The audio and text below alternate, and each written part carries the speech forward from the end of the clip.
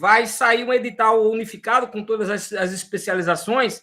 Aí houve mais um pouco de trabalho, então o edital deve estar saindo até o fim do mês. Esse mês, o edital de seleção da nossa especialização em Ciência da Religião e Ensino Religioso. Olá, pessoal. Boa noite a todos e todas. Sejam bem-vindos a mais um seminário do terceiro Fórum de Ciências da Religião, promovido pelo NERES, que é o Núcleo de Estudos da Religião, Educação e Sociedade do Instituto Federal de Alagoas. Na noite de hoje, nós estaremos com a mesa que já está aí na tela de vocês, e teremos na mediação o professor Francisco Assis, que é graduado em Ciências da Religião e em Sociologia, tem mestrado em Ciências da Religião e é também especialista em História. Ele está na especialização em Ciências da Religião e Ensino Religioso, deste IFAL, da qual o NERES é o Núcleo de Estudos da Religião, Educação e Sociedade, ele também é integrante.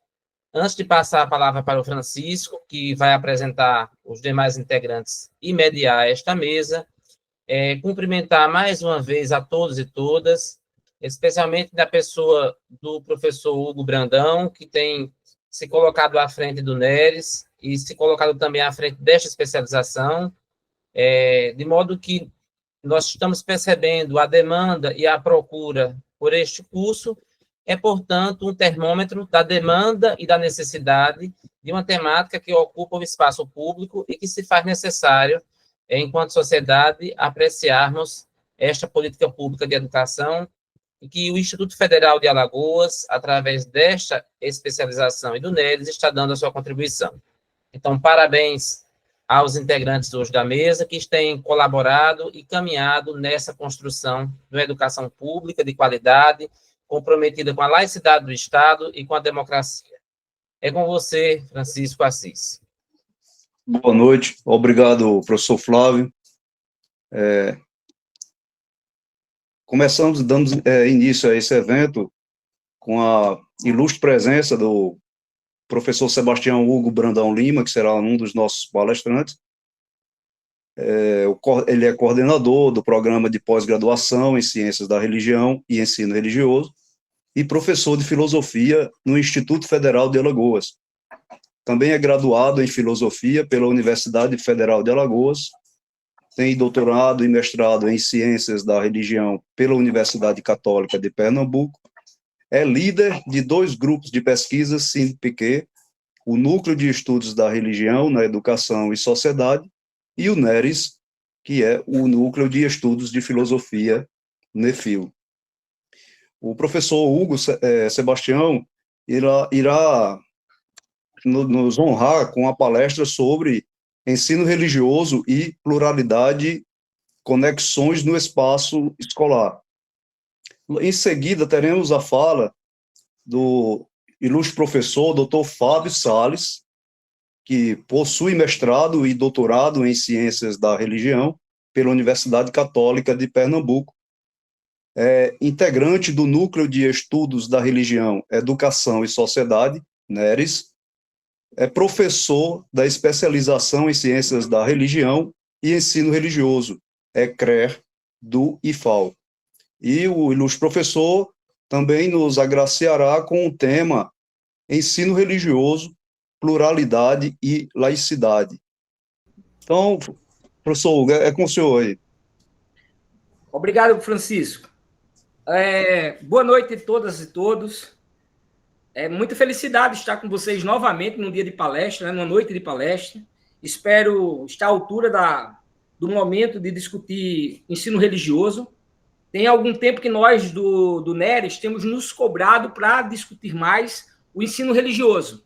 Tendo em vista que a nossa especialização, por exemplo, também é em ensino religioso, e a nossa formação e as pessoas que nós formamos ou dialogamos também pensando no chão da sala, né? Nos professores e professoras das redes estaduais, municipais, da rede privada de educação, que trabalham com a disciplina ensino religioso. Então, é nessa pegada que nós vamos discutir hoje. Eu venho substituir o professor Lucas Omena. Alguns de vocês já devem me conhecer e peço desculpa, porque no dia da minha palestra, o professor Álvaro teve um problema e agora o professor Lucas Omena, doutor Lucas Omena, teve um problema familiar também muito sério de saúde e não pôde estar conosco. E aí eu vim aqui bater esse papo com vocês e é uma honra estar dividindo essa noite com o professor Fábio Salles. É uma honra, Francisco, estar contigo aqui nessa noite. Muito obrigado pela apresentação, professor Flávio Derlândio, que é da equipe de organização que está presente, enfim, todos e todas, a Elizabeth, que é nossa professora lá da especialização, e outros e outras que eu vi aqui, não vou citar todo mundo, que senão vou cometer alguma injustiça.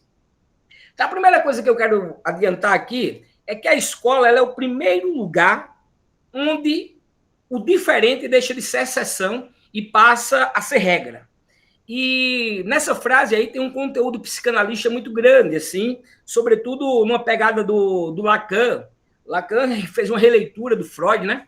A ideia do indivíduo sentindo a falta e a necessidade de preenchimento, enfim, o corte do cordão umbilical, psicanalítico, que diria Lebrun, que é um psicanalista francês, que essa separação com a mãe, a castração, né, do corte umbilical, e aí o Lacan vai falar muito da linguagem. A criança que se insere na escola, no contato social com outras crianças, ela vai ter o cordão umbilical, que antigamente era cortado pelo pai primeiro, né, ou pelo aquele pai, vou chamar de burucutu aqui mais para nós do Nordeste, né, esse pai mais intransigente, mais duro. E agora, na pós-modernidade, quem tem feito essa função, e aí cabe um debate muito amplo aqui, eu, pessoalmente, não vou me estender nesse debate, mas tem se legado à escola o debate do educar, de castrar, de colocar a criança, o adolescente, no mundo dos humanos. Quando eu digo no mundo dos humanos, eu digo na vivência social. E aí eu bebo lá de Aristóteles, o homem é um animal político. Quando ele dizia isso, ele dizia que o homem é um animal social. Então, nós nos fazemos humanos na sociedade. Isso bebe tanto na filosofia quanto muito na psicanálise, que é a minha área de estudo mais recente.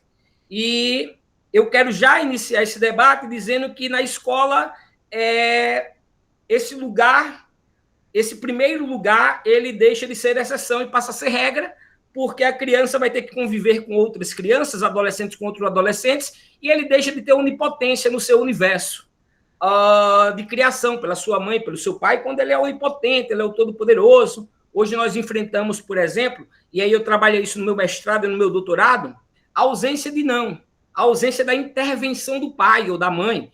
A psicanálise fala muito de figura paterna, mas aqui eu não quero discutir a figura paterna propriamente dito, porque essa interpretação ela já está alargada, dilatada. A figura paterna pode ser uma mãe, uma avó, uma tia, enfim, uma babá.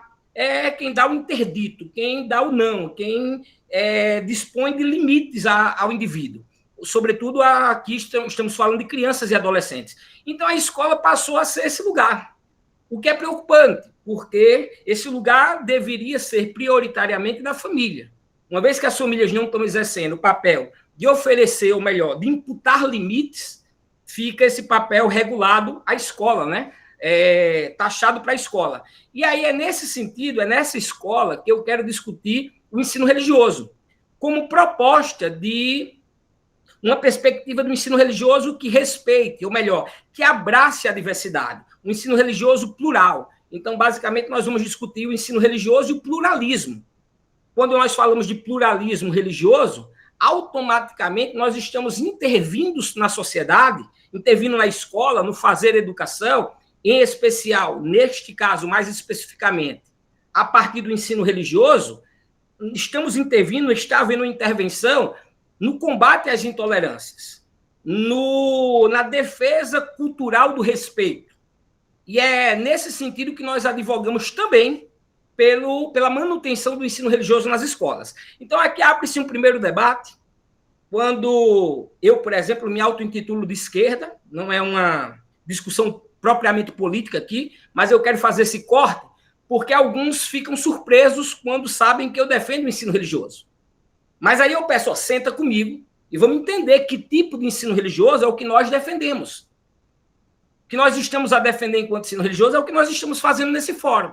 um espaço de diálogo, de respeito à diversidade, um espaço de tolerância, um espaço de respeito aos ideais democráticos, a religião enquanto produção de cultura. Então, antes de mais nada, nós entendemos que a religião é um objeto de estudo também, um fenômeno humano.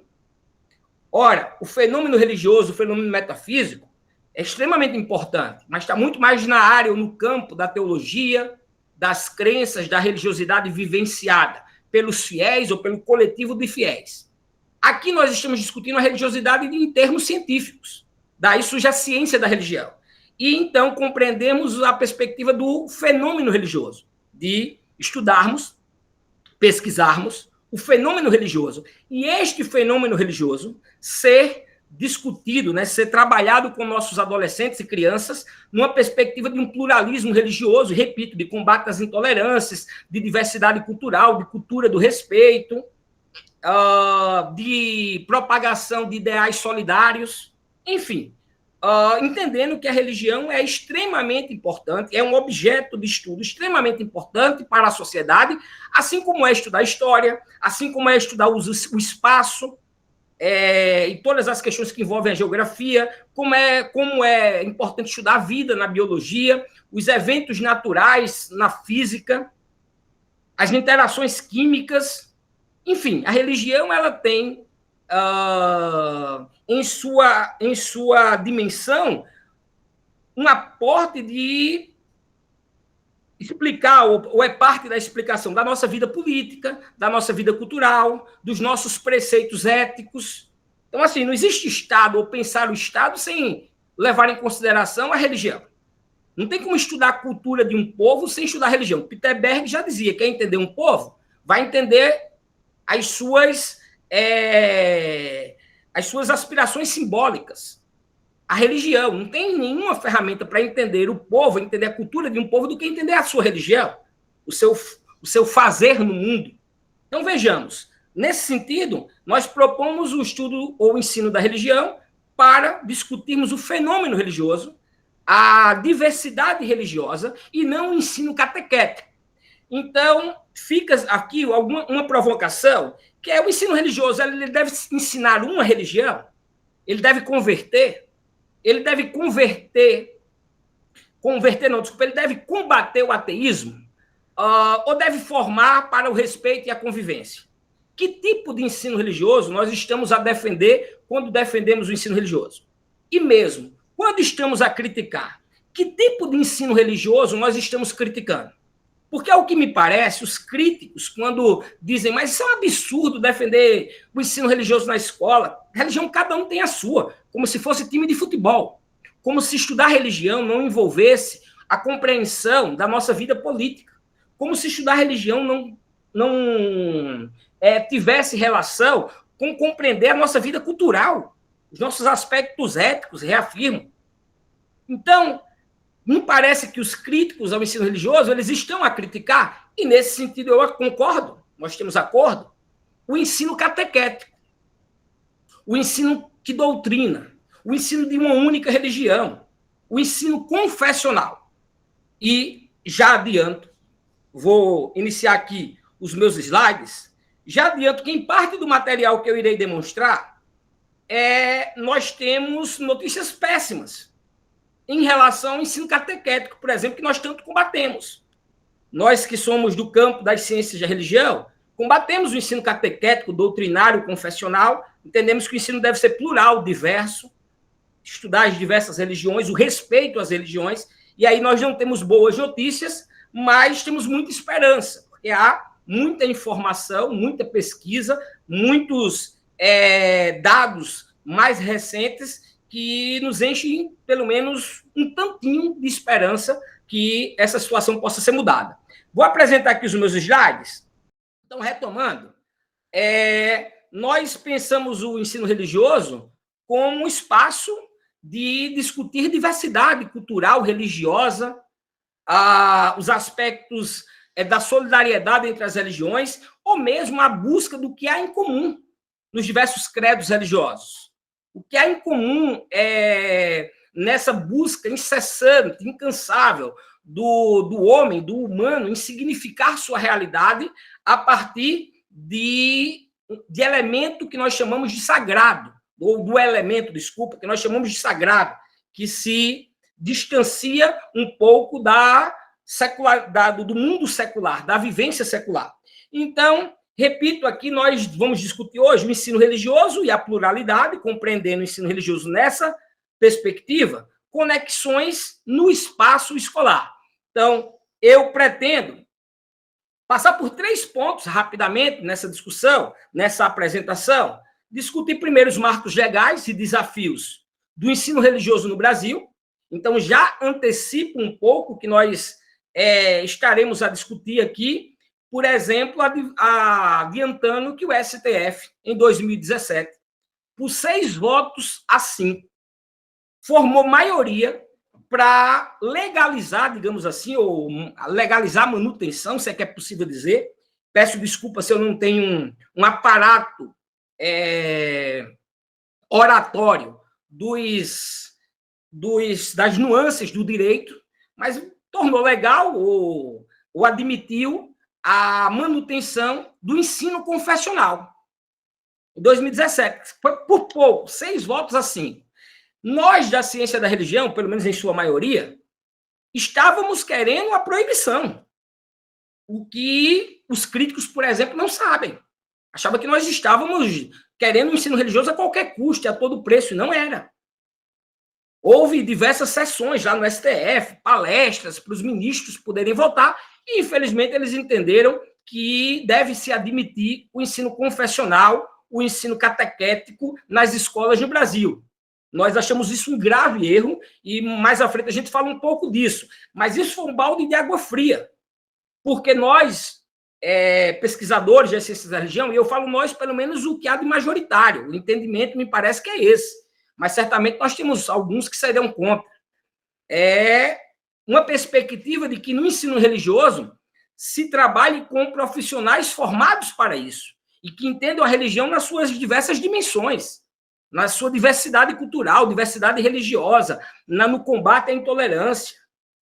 Então, para nós foi um balde de água fria. Então, retomando, falaremos sobre os marcos legais, os desafios do ensino religioso no Brasil. Já lanço mão aqui de um grande desafio, que é o STF ter votado a favor, né, do ensino catequético, quando nós, repito, eu acabei perdendo um pouquinho a linha de raciocínio, quando nós advogávamos que quem tem que trabalhar com o ensino religioso, por exemplo, são os formados em ciência da religião, que estão se formando na área justamente para estarem assumindo esses postos de trabalho. Se antes não tinha curso, se antes não tinha formação, nós agora queremos dizer que nós temos formação. E por isso nós exigimos que quem trabalha no ensino religioso tenha responsabilidade científica, acadêmica, social, política, de trabalhar nas nossas escolas o ensino religioso de forma plural e de forma diversa.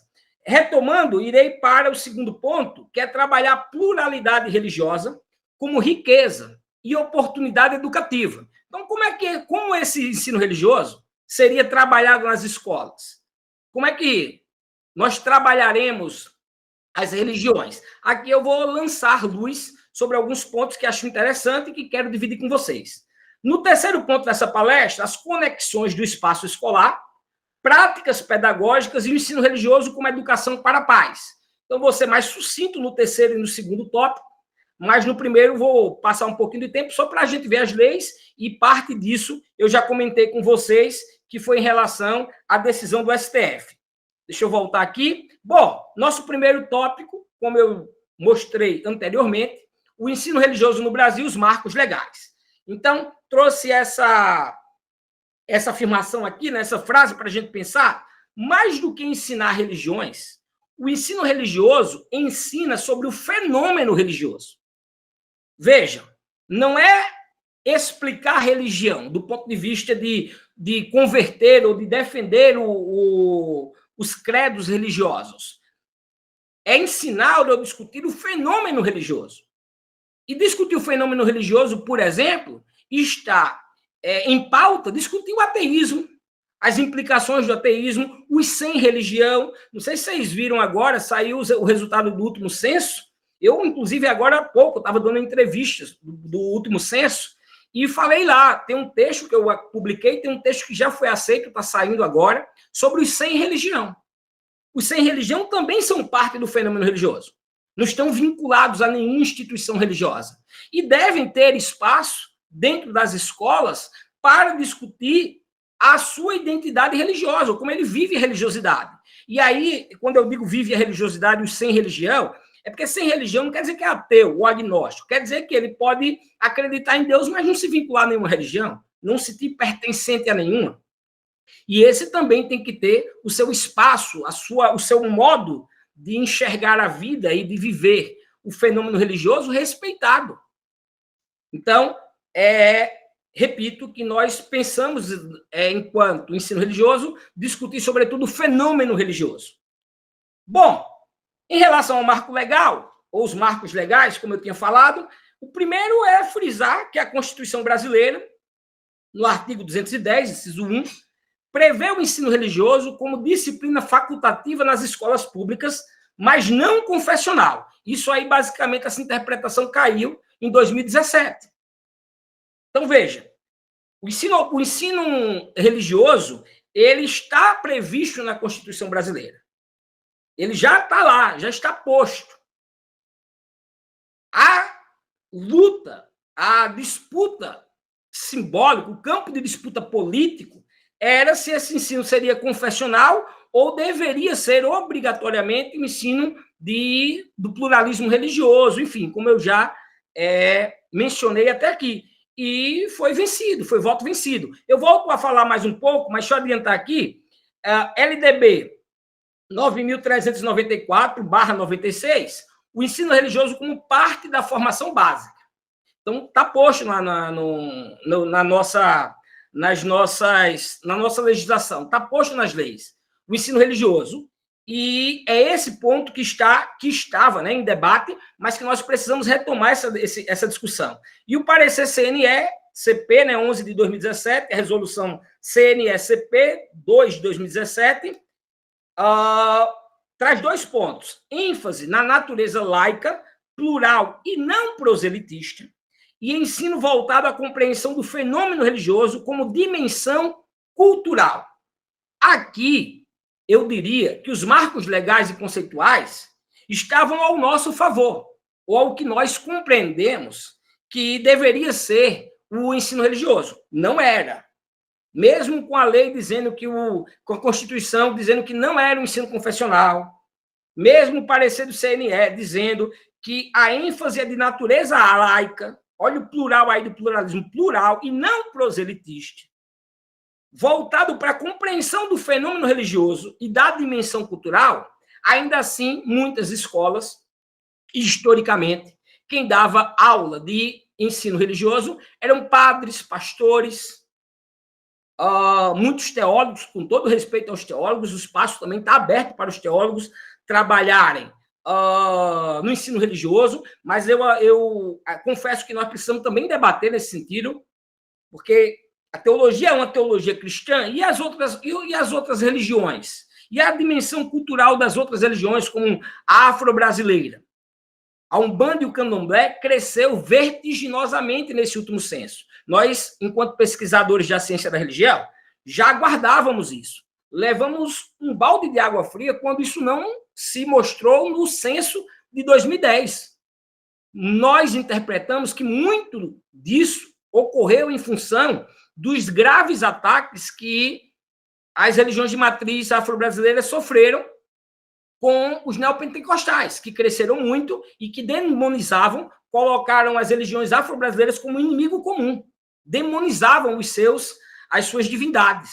Então, agora voltou a crescer muito. Então, vamos lá, o teólogo vai dar aula de ensino religioso. Ok, nós respeitamos muito a teologia, mas e as outras religiões? Está aberto a isso, a discutir, ou só é a teologia cristã? Isso é um ponto problemático, porque eu acho que a gente tem que discutir. Não é colocar para debaixo do tapete o debate, não. O debate está posto para a gente discutir.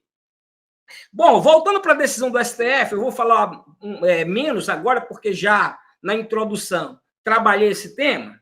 O modelo aprovou o modelo confessional facultativo. Bom, já era facultativo. a escola vai ter que ter ensino religioso, ou pode ter, mas fica facultado a matrícula ao pai do aluno, né, o próprio aluno, se vai assistir a aula de ensino religioso ou não. Os pontos principais dessa decisão, eu diria que o ponto principal é a permissão de que se mantenha o ensino confessional. Eu ia dizer que eu até entendo, mas também não entendo, estaria usando de hipocrisia aqui, porque, assim, tem escolas que são confessionais, e, nesse caso, é natural, escola da iniciativa privada, por exemplo, de educação, a escola das carmelitas, por exemplo. Ora, se você vai matricular o seu filho lá, você vai sabendo que é uma escola confessional. Nesse sentido, muito longe, mas muito longe, eu ainda tenho uma inclinação a compreender. Mas nas escolas públicas do Brasil, nas estaduais e municipais, o ensino confessional, o ensino proselitista, o ensino catequético ser permitido, me parece um grande equívoco do STF, tendo em vista que na Constituição já dizia que não confessional, né? Mas a leitura deles, a interpretação deles foi diferente. E aí a gente está falando do STF, os guardiões da compreensão da Constituição, né? Se eu estiver errado aqui no direito, pode ficar à vontade também na hora de falar e me criticar. Estou dividindo com vocês basicamente o que tenho estudado. Oi. Só para lembrete de fala, já estamos nos aproximando de 25 minutos, aí você vai se organizando, né? Entre 25 e 35, tá bom? Obrigado, Flávio. Bom, imagina. Aí os pontos principais. Matrícula deve continuar sendo facultativa, como estabelece o artigo 210 da Constituição. O ensino confessional pode ser ofertado, desde que a pluralidade e a liberdade religiosa, desde que respeite a pluralidade e a liberdade religiosa. Olha, o ensino confessional, quem é que vai fiscalizar isso? Se vai respeitar a pluralidade religiosa? O Estado pode firmar parcerias com organizações religiosas para que seus representantes ministrem aulas. Ou seja, agora a legitimação de que padres, pastores, enfim, possam lecionar ensino religioso. Faço um contrato, um acordo com determinada denominação religiosa e deixo o ensino religioso na mão deles, ou delas, né? O modelo não pode ferir a laicidade ou o Estado, ou seja, não pode haver imposição nem discriminação religiosa. Isso já não podia porque era facultativo. Bom, então, nossa defesa é por uma educação que promova o respeito à diversidade e à tolerância religiosa. Quais são os desafios que nós temos nesse sentido? Pressões por modelos confessionais em rede. Quais foram os desafios? As pressões por modelos confessionais em rede públicas. E aí você tem a bancada evangélica, você tem o mundo evangélico que dominou parte das mídias, e aqui eu não estou falando de todos, eu estou falando de uma maioria ou uma grande parte que tem expressão na mídia, desinformação sobre o real papel da disciplina, há uma desinformação sobre o que é a ciência da religião, por exemplo, que eu advogo que forme os professores de ensino religioso, há uma falta de formação específica de professores. De fato, a ciência da religião é um curso muito recente comparado a outros, como filosofia, história. Confusão entre religião vivida e religião estudada. Então, as pessoas querem dar aula sobre a sua vivência religiosa. Ora, eu não posso estar aqui falando sobre a minha vivência religiosa. Eu tenho que falar sobre o que eu pesquiso, o que eu estudo, porque nós estamos falando de forma científica, senão é baseado na minha crença pessoal. Segundo ponto da palestra, agora eu vou adiantar muito, porque o Flávio já me chamou a atenção, e em respeito ao tempo. Segundo ponto, ou segunda parte dessa palestra, que eu disse que tenderia a ser mais rápido, são as conexões no espaço escolar, práticas pedagógicas. Então, aí eu coloco duas questões para a gente pensar. Educar para a pluralidade é construir pontes entre mundos, é construir pontes de diálogos, ponte de respeito, de uma cultura de respeito e tolerância. O ensino religioso não é aula de catecismo, é aula de humanidade. Quando nós falamos de religião, nós estamos falando de humano, dos seres humanos, nós estamos falando da nossa vida psíquica, da nossa vida social, do nosso ser político, da nossa construção subjetiva. Então, falar em religião é falar da humanidade, é entender o homem, é entender a humanidade. Papel do professor no ensino religioso Esse professor do ensino religioso, então, vai trabalhar como? No nosso entendimento, mediando, não doutrinando. Ele é um mediador do conhecimento e não um doutrinador. Ele não vai ensinar uma fé, ele vai mediar o conhecimento, vai mediar o debate, vai mediar as informações. E defendemos a formação continuada. Diálogos interreligiosos, história das religiões, filosofia da religião, informação sobre a religião e a relação da religião com a nossa realidade vivenciada. As práticas possíveis no ensino religioso. Bom, aí são várias aqui, aí é diretamente para os professores de religião, de ensino religioso, desculpa. Projetos interdisciplinares, e aí o ensino religioso dialoga muito com a história, com a sociologia, com as artes, com a própria geografia. Feiras culturais religiosas de riquíssima ganho cultural, sem hierarquias ou rituais. Produção de murais temáticos sobre festas religiosas do calendário cultural. Convidados de diversas tradições para rodas de conversa, com mediação pedagógica, chamar lideranças, pessoas ligadas à religião A, à religião B, para que possa se comunicar, dialogar, e que nós tenhamos a oportunidade de aprender na escola com o que está além dos muros da escola e da experiência vivida. O ensino religioso promove, então, na nossa defesa do ensino religioso, enquanto educação para o diálogo, reconhecimento da diversidade religiosa, diversidade cultural, diversidade de gênero, tão importante. E é um debate de religião? Sim, é um debate que envolve a dimensão religiosa, sobretudo na sua proibição.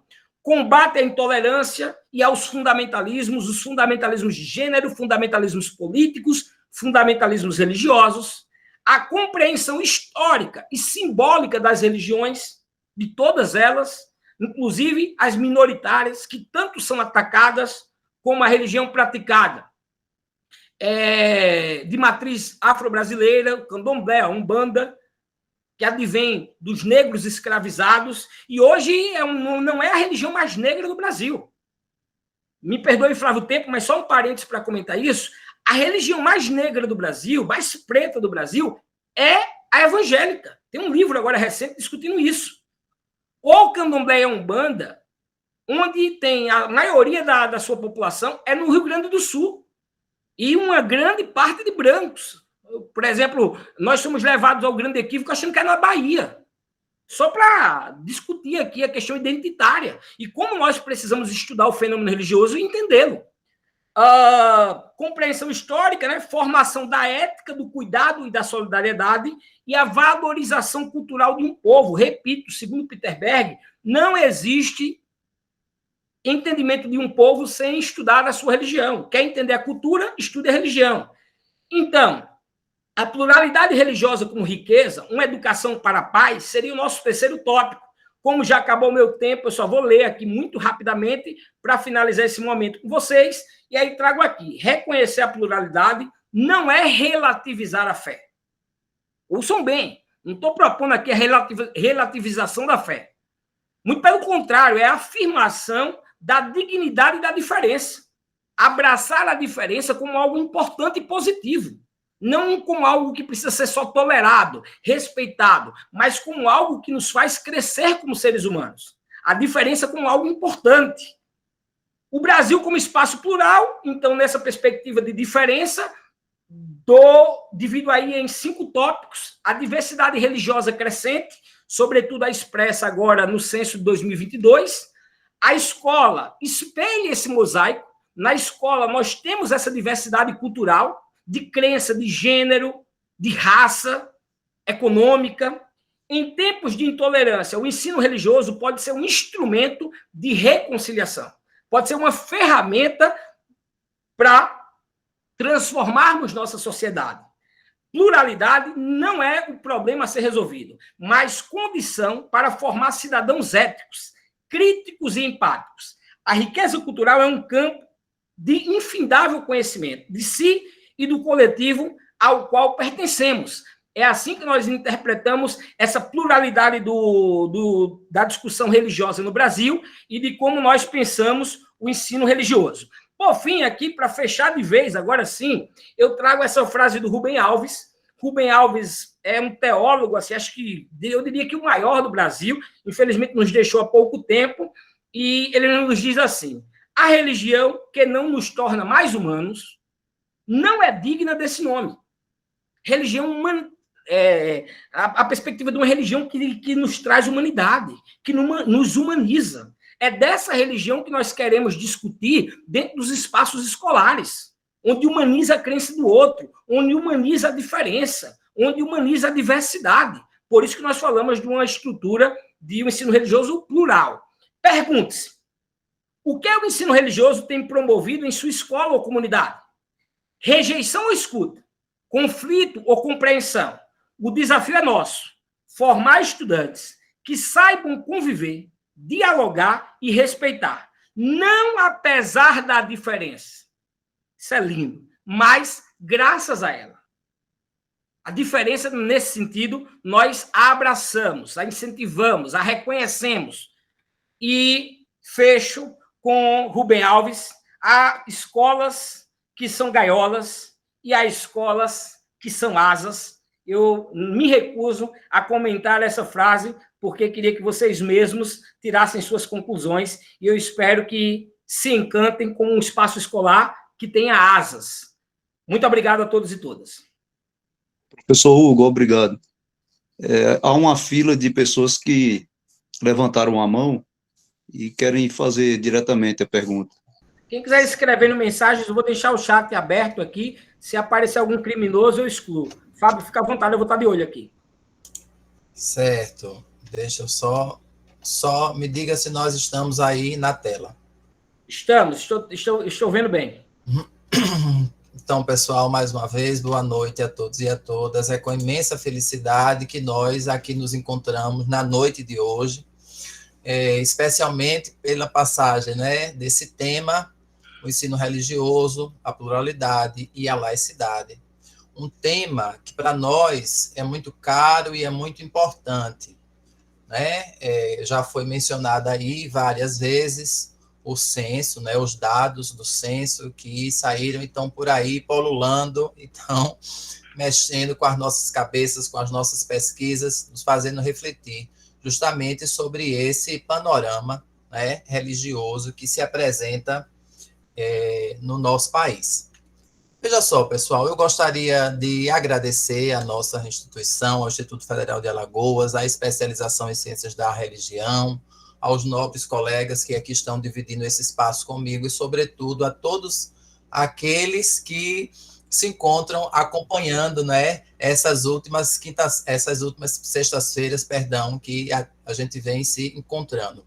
Hoje nós estamos no seminário 5º com este tema, mas nós não podemos esquecer que, ao longo desse mês, ao longo dessas sextas-feiras, e aí eu sempre tenho tido essa preocupação em agradecer aqueles que me precederam de alguma forma na jornada, especialmente aqui com o Fórum das Ciências da Religião e esse conjunto de seminários. É importante memorar tudo aquilo que já vem sendo tratado aqui nas noites das sextas-feiras. O tema deste ano, não por acaso, a religião e a contemporaneidade entre intolerâncias e esperanças. Veja, a gente pode olhar para todos os lados e a gente tem que ter muito cuidado. Por quê? Porque os casos de intolerância ainda pululam na nossa sociedade. Será que também não é papel nosso criar esperanças?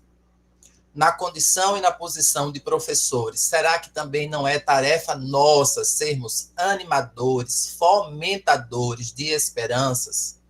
Como disse aí o professor Hugo muito bem nas reflexões que trouxe na sua fala.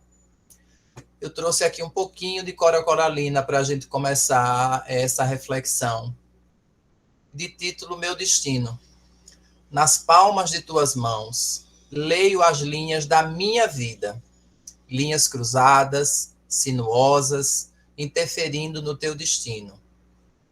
Não te procurei, não me procurastes. Íamos sozinhos por estradas diferentes, indiferentes, cruzamos, passamos com o fardo da vida. Corri ao teu encontro, sorri, falamos. Esse dia foi marcado com a pedra branca da cabeça de um peixe. E desde então, caminhamos juntos pela vida. É com essa esperança, é com essa possibilidade de que esses encontros fomentem caminhos, formas, possibilidades, reflexões de esperança, então, que nós começamos a nossa fala da noite de hoje. Veja, do primeiro ao último seminário, que é esse quinto, nós já tratamos sobre fé e política numa sociedade polarizada, nós já tratamos sobre espiritualidade e saúde, nós já tratamos sobre religião, gênero e diversidade, nós já tratamos sobre a promoção da justiça social. Fábio, por que você está, então, rememorando tudo isso? Porque, para tratar de ensino religioso, nessa caracterização de como se organiza hoje o Estado brasileiro, plural, laico, com vistas a respeito à diversidade, então, tudo isso que nos antecederam tratou e trata das questões que devem ser trabalhadas no ensino religioso, especialmente, mas transversalmente, eu diria, em todas as disciplinas que compõem os currículos escolares. E aí, eu não vou me ater muito nessas questões, nesses aspectos, mas é importante lembrar, apesar de aqui não estar citado o professor Adel Priori, professor Venâncio, que tratam um pouco nos seus escritos da história do Brasil, nós somos um país construídos à sombra da cruz. E nós não temos como fugir disso. Todo o nosso currículo, mas especialmente o ensino religioso, foi instrumentalizado originalmente para ser dado cabo do cumprimento de um processo de catequização. Então, a gente não tem como fugir disso. Alguns estudiosos que também nos precederam nessa jornada, Passos, Aragão, Souza, Junqueira, enfim, todos esses tratam dessas questões históricas, de como é que esse ensino religioso foi se moldando ao longo do tempo. Como eu estou dizendo, serei o mais breve possível. Aqui sim, aqui a gente já precisa fazer uma pequena pausa e tratar especificamente daquilo que nós estamos entendendo nesse momento por avanço. Então, nós vamos ter um movimento ainda na década de 70, né, e que vai abrir esses debates, em que vai começar a chegar aqui no Brasil, né, trazido através de influências, os primeiros cursos de ciências da religião, já na década de 90, e que vai dando um caráter um pouco diferente, ouso dizer até, né, sem querer atingir as outras áreas, os outros campos do saber, mas com um caráter mais científico em torno dos estudos da religião. Então, e esse modelo chega para nós como um modelo não confessional. Aí sim, nasce aqui uma principal diferenciação. Como bem pontuou o professor Hugo, a imensa maioria dos ocupantes do ensino religioso nesse momento ou adivinha de uma formação de liderança religiosa ou de uma formação universitária dos cursos de teologia, né? Única e exclusivamente. E é justamente as ciências da religião que vai trazer essa característica nova, vamos assim dizer, esse novo corpus de áreas e de ciências e de áreas do conhecimento para os estudos de religião. E aí é justamente este modelo, o da fenomenologia, que vai influenciar o que nós conhecemos hoje, que é o documento mais recente que trata sobre o ensino religioso, que é a BNCC. Certo? E aí, vejam, pessoal, diante desse contexto, cabe a gente aqui uma breve reflexão sobre o que vem a ser a laicidade. Fábio, por que a laicidade brasileira? Porque a laicidade ela vai se constituir de forma diferente nos diversos estados-nação ao longo do mundo, né? Então, nós vamos ter essa diferenciação. E aqui no Brasil, justamente por ter sido por este país, né, ter sido formado à sombra da cruz, é que nós vamos ter ainda uma dificuldade maior da implementação daquilo que se entende por laicidade. Então, da sua etimologia, encontrando a sua raiz no grego, significa justamente aquilo que é popular, aquilo que advém do povo. Em sendo do povo, nós precisamos até reconhecer que a religião compõe a cultura e, por isso mesmo, uma das práticas e vivências, né, desses povos. E a gente sempre prima, então, por falar no plural, porque num país tão gigante e diverso como o nosso, não dá para tratar única e exclusivamente, né, respeitando, inclusive, toda a contribuição de Darcy Ribeiro. Um Estado laico, veja, ele não dá espaço para intolerâncias religiosas. Por quê?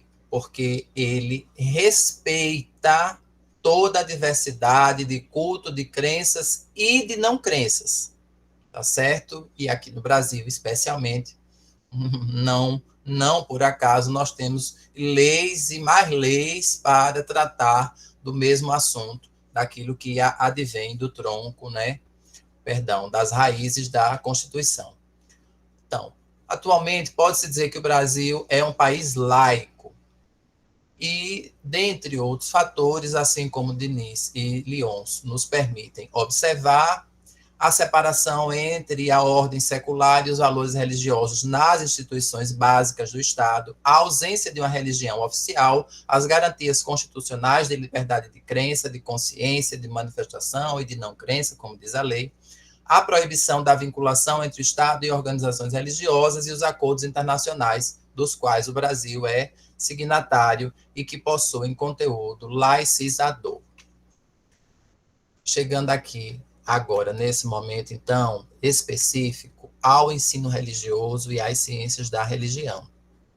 Assim como os documentos, tá certo? Tanto os documentos de área, quanto a própria BNCC, quanto as diretrizes prevêem que o professor do ensino religioso, né, deve ser aquele formado nos cursos de ciências da religião ou das religiões, e aí vai ter essa questão de nomenclatura de acordo com a influência, né, que este curso vai ter sofrido, de como é que ele chega aqui no Brasil, de acordo com a inspiração de que escola, enfim. Mas é uma área, né, que afirma a multidisciplinaridade das possibilidades de investigação da religião enquanto fenômeno sociocultural.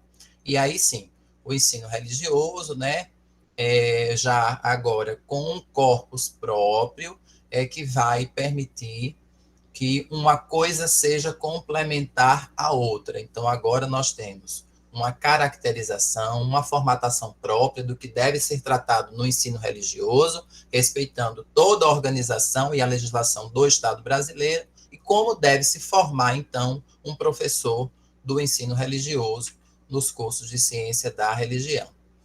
Gente, eu não vou me ater mais aqui nesses pontos, porque o professor Hugo já tratou.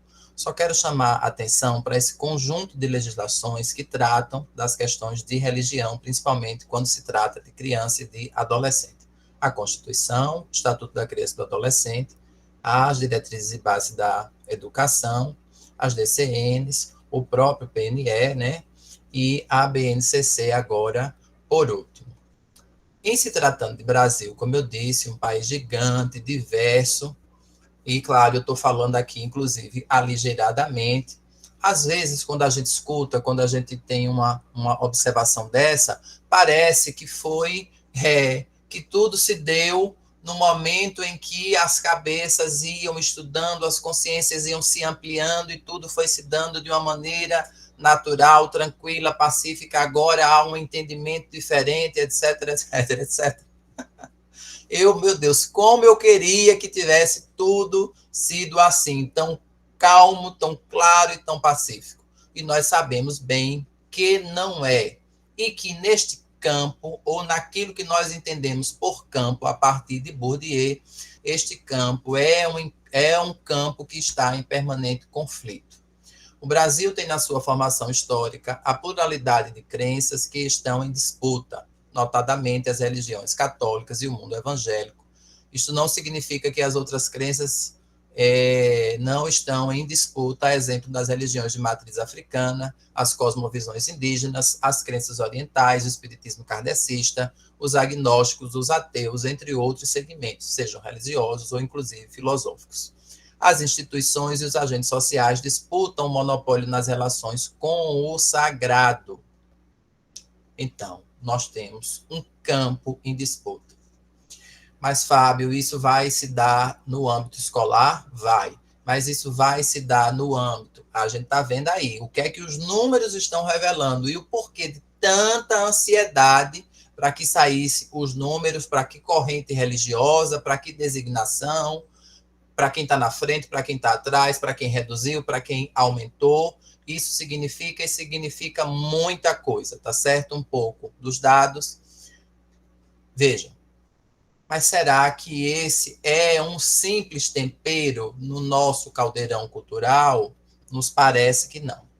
O Brasil tem mais templos religiosos do que hospitais e escolas juntos. E a região norte lidera com 459 igrejas para cada 100 mil habitantes. Vejam só, pessoal, esse dado, tá certo?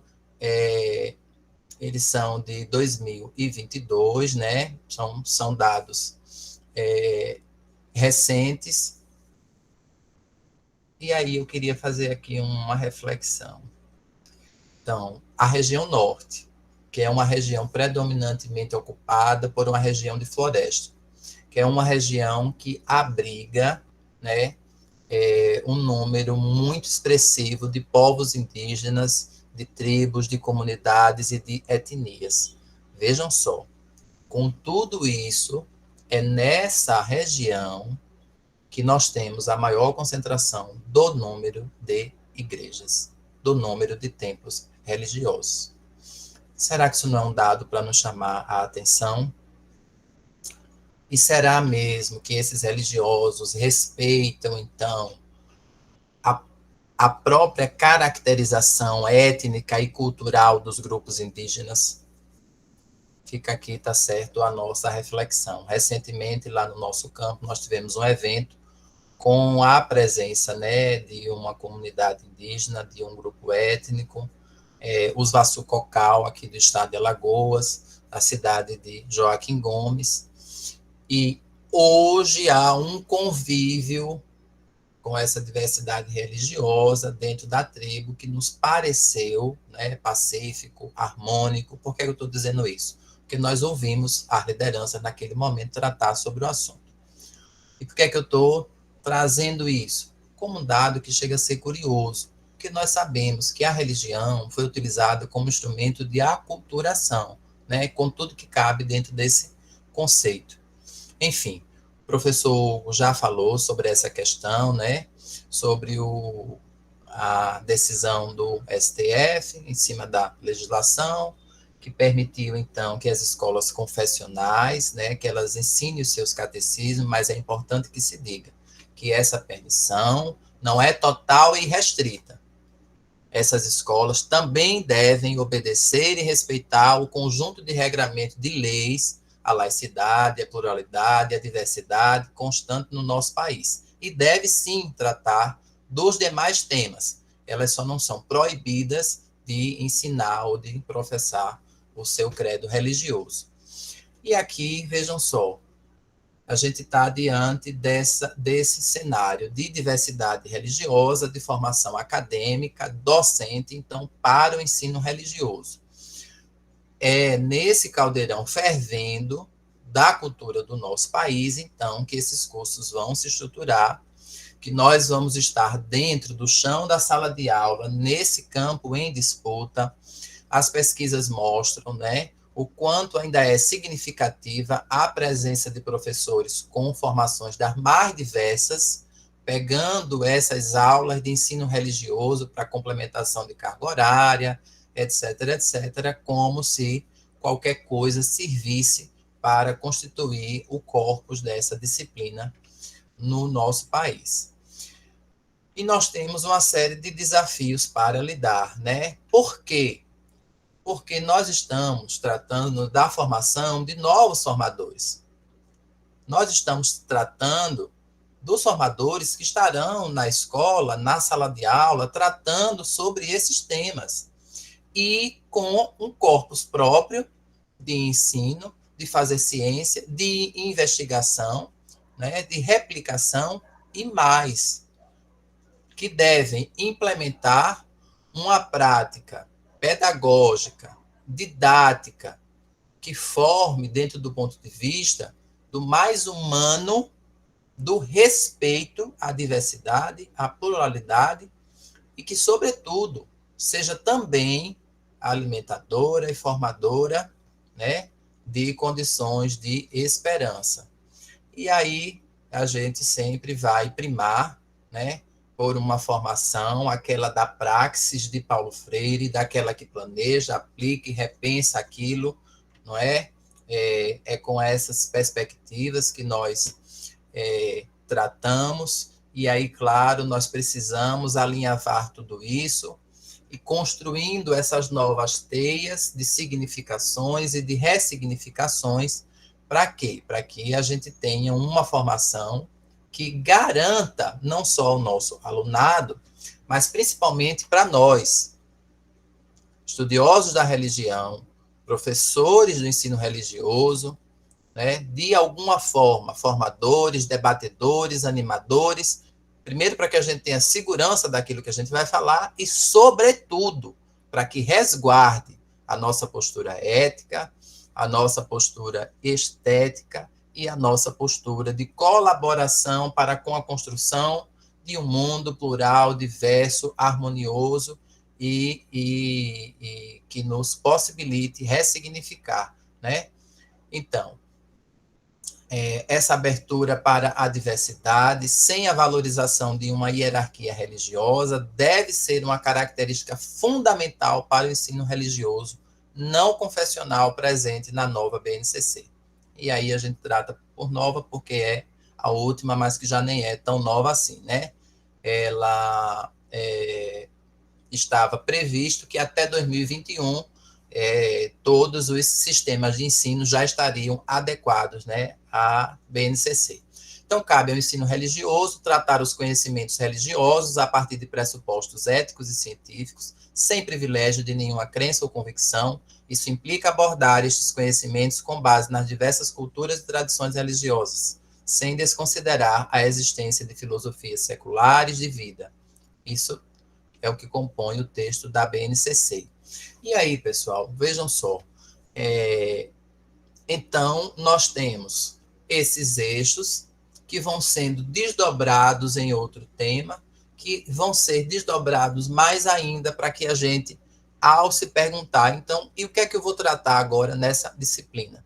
Que temas, que assuntos, que corpos, né? Então, é esse rol de elementos que nós devemos levar para a sala de aula do ensino religioso. E hoje nós temos materiais extremamente significativos, ricos, diversos, que respeitam a pluralidade, né? Nós vamos ter um trabalho belíssimo de professor Sérgio Junqueira, com os cadernos pedagógicos do ensino religioso, e nós vamos ter a contribuição de tantos outros, e daquilo que nós ressignificamos, quando pegamos um material, e aqui nós não podemos deixar de falar, né, do FONAPE, do Fórum Nacional do Ensino Religioso, que no seu próprio site disponibiliza cartilhas, materiais, artigos, enfim. Eu não vou entrar a minúcia nesses temas. Sim, e tem um ponto aqui que é muito importante, como nós vamos observando. Quando a gente olha para os eixos que vão sendo desdobrados em temas e subtemas, é importante observar a presença da condição plural das expressões. E por que plural? Porque ela respeita justamente a diversidade constante no nosso país. Ela respeita a nossa condição de pluralidade e ela é construída para dar cabo, para respeitar e para implementar essa laicidade, tá certo? no nosso país. A BNCC, do ensino religioso, é muito clara quanto ao seu caráter laico e da necessidade do respeito às diferentes formas de manifestações religiosas. A nova BNCC é avançada e interessante ao priorizar o debate da religião da forma não confessional, ainda que esta prioridade seja contestada pela decisão contrária do STF. O documento é o que tem regulado as adaptações de cada estado e de cada município e deve ter sido totalmente implementado em 2021. E por que é que eu estou dizendo que deve ter sido implementado em 2021? Porque esse é o marco legal, né? Então, os sistemas tinham até 2021 para fazerem as devidas adaptações de seus sistemas de ensino. Então, pessoal, eu disponibilizando aqui um pouquinho das nossas referências, eu vou encerrando a minha fala, tá certo? Para ser o mais breve e o mais objetivo possível. Como eu disse, eu tentei não me repetir nos pontos que já haviam sido tratados. Me desculpem se foi aligerado demais, mas espero ter sido claro, tá bom? Todos esses pontos que são trazidos aqui na noite de hoje, nós já encontramos muito material, muita coisa disponível. Assim como Cora Coralina nos dizia, né, no início da minha fala, que a gente se encontre, que a gente se permita, né?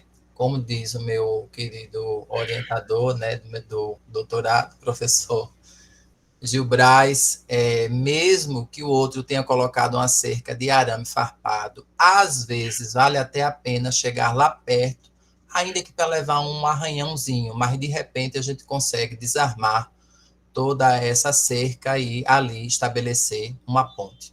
Façamos não só desse evento, mas de todas as possibilidades de um bom encontro. Muito boa noite, estamos aqui à disposição. Obrigado, professor Fábio Henrique. Na sua fala, eu fiquei muito curioso e me remeteu a uma ideia de pensar aqueles docentes, aqueles dirigentes políticos que colocam a questão da laicidade como se fosse um Estado ateu, né? Quando eles afirmam que o ensino religioso não deveria constar no currículo escolar ou na grade, né, de disciplinas, porque o Estado é laico, né? Essa é uma afirmação perigosa, porque laicidade me parece que não está relacionado como sinônimo de ateísmo, né, mas de pluridiversidade.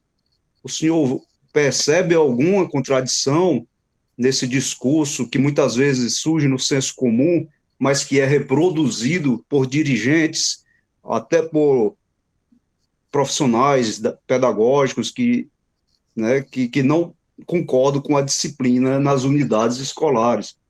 Se o senhor pudesse falar algo a respeito, o senhor concorda que laicidade é sinônimo de ateísmo?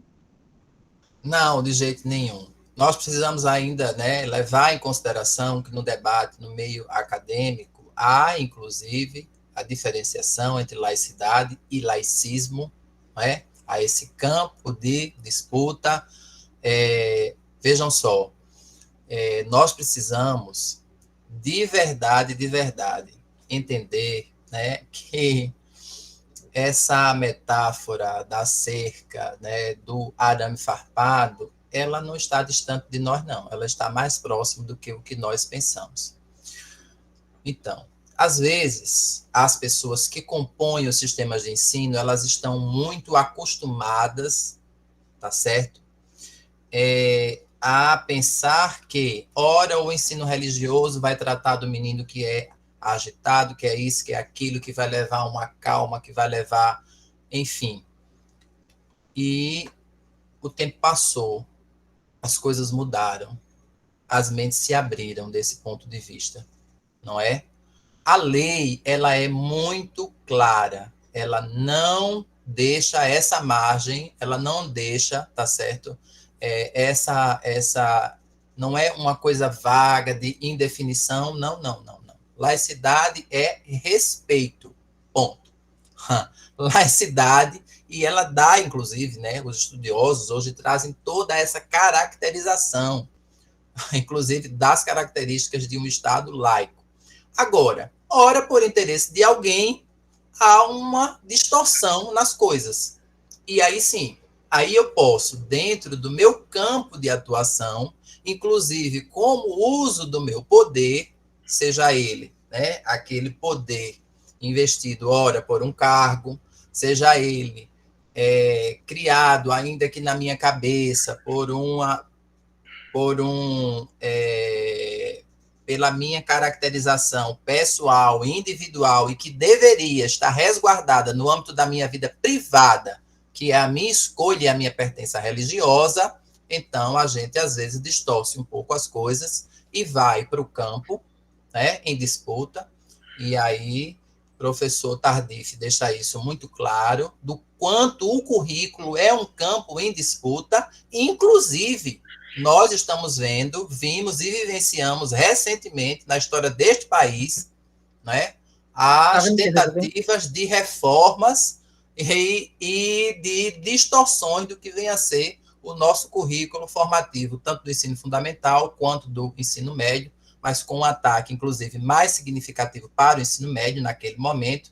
Enfim, não vou entrar aqui no mérito da questão, mas o currículo é esse campo em disputa. E nós não podemos nos esquecer disso. O professor Tardif já deixou isso muito claro, o professor Ibernon, Paulo Freire. Veja, não existe campo de formação, seja ele qual for, não existe, que não considere os aspectos éticos, estéticos e poéticos. E a escola é um campo de formação. São essas mentes que estão em disputa. E aí, eu espero, né, que as pessoas, quando se colocarem dessa forma, eu vou dizer aqui assim, sem querer ser grosseiro, tentando distorcer as coisas, tá bom? Não precisa ir longe, basta sentar, dar um Google e dizer assim, lê aqui o que é que diz o texto da lei.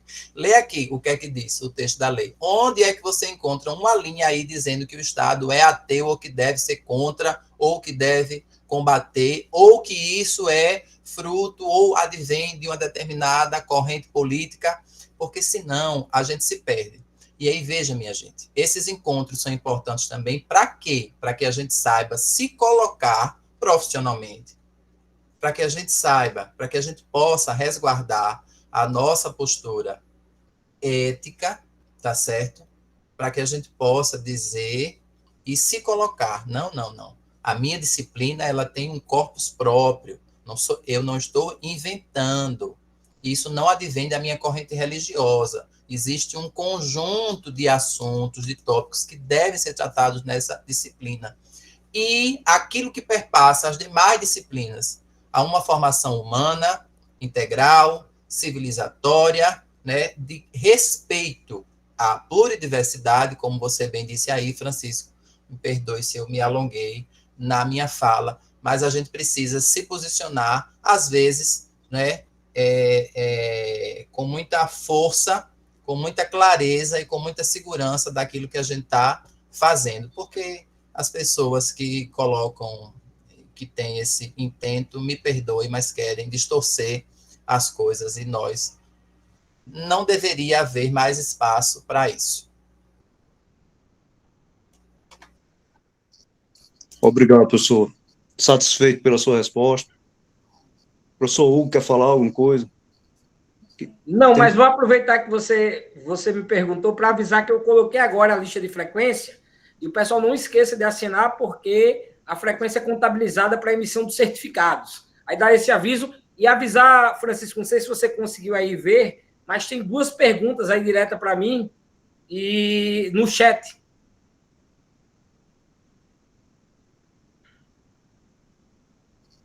Ok. Encontrei aqui.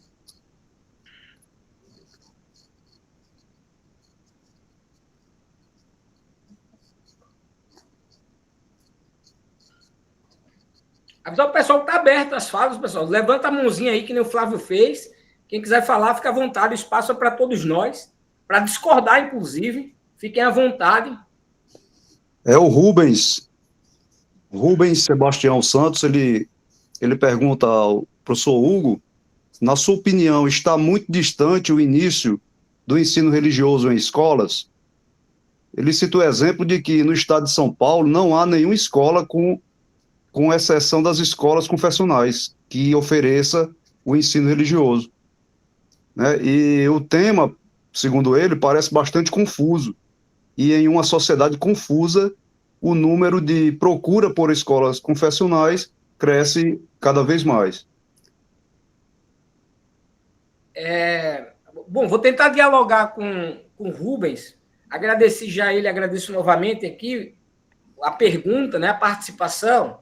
Eu não sou o professor mais indicado para falar do estado de São Paulo.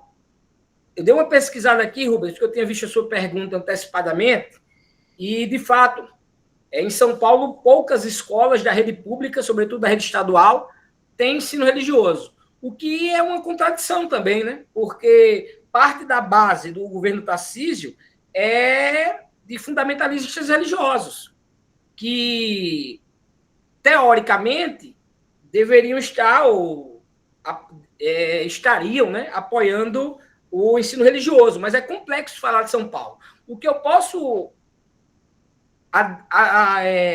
dialogar a nível de Brasil é que em uma sociedade majoritariamente católica, que ainda é cristã, de uma colonização jesuítica, de uma colonização agressiva em relação à cultura dos povos nativos, né, dos primeiros povos, pensar que não há ensino religioso como em São Paulo é muito difícil. Muito pelo contrário, os relatos que a gente costuma receber aqui nos nossos eventos, já nos nossos fóruns, ou em outros eventos e nos grupos de WhatsApp que a gente participa, é a turma questionando muito em relação aos concursos de ensino religioso. Aqui em Maceió, para dar uma referência, Rubens, aqui em Maceió, Alagoas, a Prefeitura de Maceió, que é a nossa capital, lançou um edital para o ensino religioso que tinha obrigatoriamente que o professor ter ciência da religião. O que, no meu entender, e aí eu falo muito pessoalmente, não sei a opinião do Fábio, do Flávio, do Francisco, no meu entender é um progresso. Agora, veja, em Maceió e em Alagoas nós não temos curso de ciência da religião. Vamos ter agora, né? Estamos lutando para abrir uma graduação de ciência da religião no IFAL. Hoje nós temos uma especialização, mas nós não temos. Já tivemos, tem uma universidade privada aqui, né, da rede privada, que já tinha teologia, não sei se chegava a ter ciência da religião, mas enfim, nós não temos. E o concurso, obrigatoriamente requisitava que o docente tivesse formação em ciência da religião. Então, o que eu penso, assim, é que, dada a natureza da demanda por discussão acerca da religião, veja, recentemente agora a gente teve a questão do falecimento do Francisco, o concílio, e isso bombou assim nas mídias, na internet. Agora você tem um censo lá no site da Globo, por exemplo, até ontem, não sei se ainda está, mas a principal manchete é: saiba se a sua religião cresceu ou diminuiu no seu município. Então, no G1 você conseguia ver no seu município. É um debate muito efusivo hoje. Eu tendo a acreditar que, dada a sociedade que nós temos, uma sociedade culturalmente religiosa e com valores religiosos, ainda que sejam hipócritas em alguns momentos, que o ensino religioso vai avançar. O que nós estamos querendo debater é que tipo de ensino religioso será esse. Ensino religioso confessional, catequético, ou ensino religioso responsável, plural, que valorize a diversidade cultural, a diversidade religiosa, o combate à intolerância, enfim, tudo que eu falei na minha fala. Enfim, a sociedade confusa.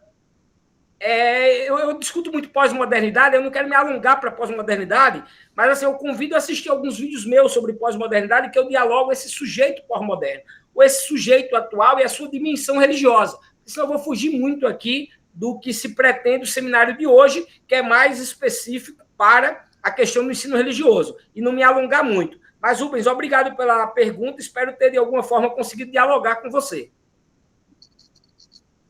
A próxima pergunta, professor, é da Maria Ângela. Ela pergunta se a resolução de 2018, no artigo 2º, diz o seguinte, abre aspas, o curso de licenciatura em Ciências da Religião constitui-se como habilitação em nível de formação inicial para o ensino religioso, na educação básica. Acho que a dúvida da Maria Ângela é querer saber se essa formação, conforme essa resolução, permite que o ensino religioso seja ministrado em caráter confessional por lideranças religiosas. Se é que entendo aqui a questão. Bom, a resolução em questão, ela define as diretrizes curriculares nacionais da formação dos professores de educação básica. Eu estava aqui, enquanto o Fábio estava bem atento à fala do Fábio, e, por sinal, foi maravilhosa, assim, contemplou muito, porque em toda fala dessa, em toda palestra, ficam lacunas, abismos de possíveis debates, discussões, mais informação. Em 30 minutos não dá para falar sobre tudo. E o Fábio foi muito feliz na fala dele, porque contemplou muito, na minha leitura, né, na minha interpretação, algumas das lacunas que foram deixadas da minha fala. Como, por exemplo, aí eu estava aqui discutindo com a minha esposa, e ela falando da BNCC, do CNE, e que isso já estava posto. Eu disse, olha, ok, já está posto. Eu não estava discutindo que não está posto. A laicidade, por exemplo, aí por que eu advogo a fala do Fábio? Porque o Fábio disse, em parte da palestra dele, que o STF tomou essa decisão, abriu esse precedente, no entanto, isso não é feito de qualquer forma. Na minha palestra, eu tive que correr um pouquinho, mas eu coloquei lá os princípios. E o Fábio reforçou na fala dele. Então, não é de qualquer forma. Mas, e aí eu dialogo diretamente com a pergunta, estamos falando de uma leitura da Constituição. É a leitura da maior instância da justiça brasileira, que seria, ou deve ser, os guardiões da Constituição, né, da interpretação constitucional, do texto constitucional, e, ao fim, por um voto só, em 6 votos a 5, fazem a leitura da permissão, ou seja, da manutenção do status quo. Porque na lei diz que tem que ser plural, que tem que ser laico, que não tem que ser confessional. Mas, na prática, o que nós percebemos nas escolas, ou que nós vivenciamos enquanto aluno e hoje enquanto professores, eu fui professor da rede estadual aqui de Alagoas, por exemplo, posso dar esse depoimento do meu estado, na prática, e estudei também nas escolas públicas, fui aluno de escola pública, na prática, o que vigorava eram padres e pastores dando aula. Ainda que a lei trouxesse, mesmo na Constituição, que o ensino não deveria ser confessional. O que acontece agora, Maria, acho que é Maria, né? O que acontece agora, Maria Ângela, acho que é Maria Ângela, não lembro, daqui a pouco eu vejo o nome. O que acontece agora é que BNCC, CNE e o nosso entendimento, ou o entendimento sobre como deve ser o ensino religioso na educação básica, ele não está acima, por exemplo, da interpretação constitucional que o STF fez. É como se o STF abrisse exceções. De fato é isso, ele abre exceções para que, na rede pública de ensino, seja Estado ou município, quem não tem formação enquanto professor, por exemplo, e aí cabe a interpretação aqui. Eu estou até esticando a corda da interpretação como aqui advogado do diabo, mostrando como poderia ser. Como padres e pastores possam lecionar a disciplina de ensino religioso. Sabendo que, como o Fábio falou, como eu demonstrei, que tem pré-requisitos. Tem que ser plural. Agora, quem é que vai? Porque até agora não teve. Quem é que vai, por exemplo, criar mecanismos de controle para fiscalizar o padre e o pastor dando aula? Para saber se está sendo plural, laico, se está respeitando a diversidade religiosa, porque tudo isso vai ter que fazer.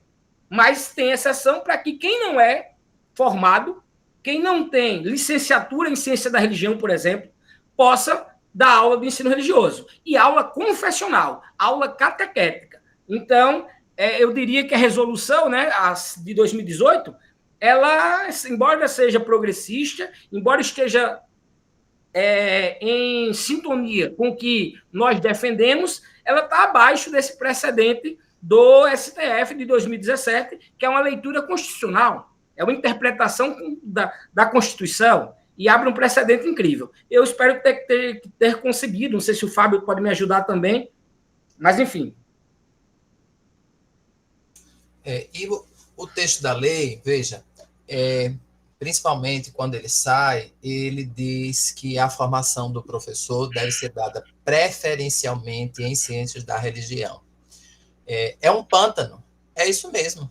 É difícil até para se caracterizar, né, a razão em todas essas falas, né? Justamente, e aí a gente não pode perder isso de mente, né? Esse campo em disputa. Minha gente, isso é tão significativo que até quando tem um conjunto de especialistas trabalhando num determinado documento, dar-se que ao longo do caminho é preciso fazer algumas concessões e alguns ajustes. Senão vai chegar no momento em que não vai passar. E com esse preferencialmente e com, né, o disciplinamento advindo do acórdão no STF, aí acaba se tornando na prática um grande balaio de gato.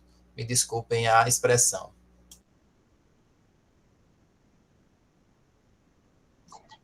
O professor Flávio levantou a mão.